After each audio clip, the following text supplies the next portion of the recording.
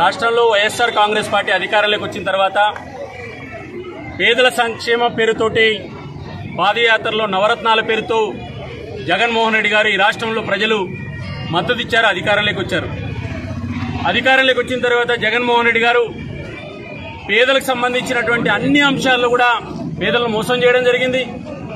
ఈరోజు రాష్ట్రంలో విద్యుత్ ఛార్జీలు 5 సార్లు ఆంధ్రప్రదేశ్లో విద్యుత్ ఛార్జీలు జగన్మోహన్ రెడ్డి గారు పెంచారు.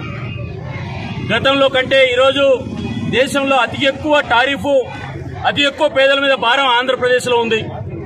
5 రూపాయలు కొనుగోలు చేయాల్సినటువంటి యూనిట్ కరెంటును బహిరంగ మార్కెట్లో ఈరోజు 20 రూపాయలు కొనుగోలు చేసి దాన్ని పేదల మీద వేయడం అనేటువంటిది న్యాయమా అని నేను అడుగుతున్నా.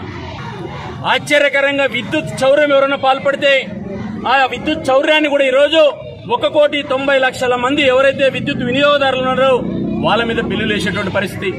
రెండోది, పేదలు ఈరోజు వాళ్ళ ఇంటి కళ అయినటువంటి పేదల సొంతింటి కళ జగన్మోహన్ రెడ్డి గారు చెప్పారు.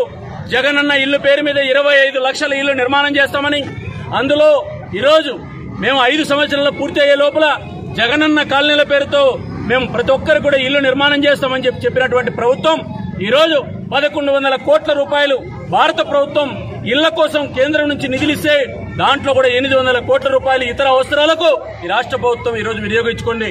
ఈ రకంగా పేదలు కట్టుకున్నటువంటి ఇళ్లకు బిల్లులు ఇవ్వలేకుండా ఈరోజు మోసం చేసేటువంటి పరిస్థితి. 25 లక్షల ఇండ్లు ఈ దేశంలో నరేంద్ర మోడీ గారు ఆంధ్రప్రదేశ్కి ఇస్తే కనీసం దాంట్లో ఈరోజు 6 లక్షల ఇండ్లు కూడా కట్టలేనటువంటి పరిస్థితిలో వైసీపీ ప్రభుత్వం ఉంది. ఆంధ్రప్రదేశ్ లో మద్య నిషేధం అన్నారు. ఈరోజు మద్య నిషేధం పేరుతో ఒక్క చోట కూడా మద్య నిషేధం 5 సంవత్సరాల్లో చేయలేదు. కానీ మద్యం ధరలు పెంచి ఈరోజు 1,000 కోట్ల రూపాయలు పేదల నుంచి దోచుకుంటున్నారు.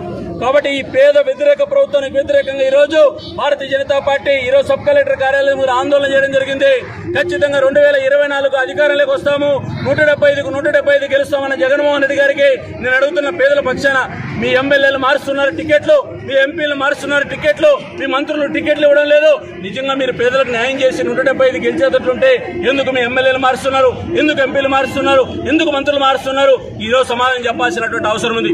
కాబట్టి ఈ రోజు ఆంధ్రప్రదేశ్ లో వైఎస్ఆర్ కాంగ్రెస్ ప్రభుత్వం పోవాలి, పేదలు బాగుపడాలి. ఈ రోజు పేదలకు ద్రోహం చేస్తున్నటువంటి వైఎస్ఆర్ కాంగ్రెస్ పార్టీని 2024లో ప్రజలు బుద్ధి చెప్తారని, ఈ మాట తప్పినా మడమ తిప్పినటువంటి జగన్మోహన్ రెడ్డి గారికి పేదలు బుద్ధి చెప్తారని చెప్పి భారతీయ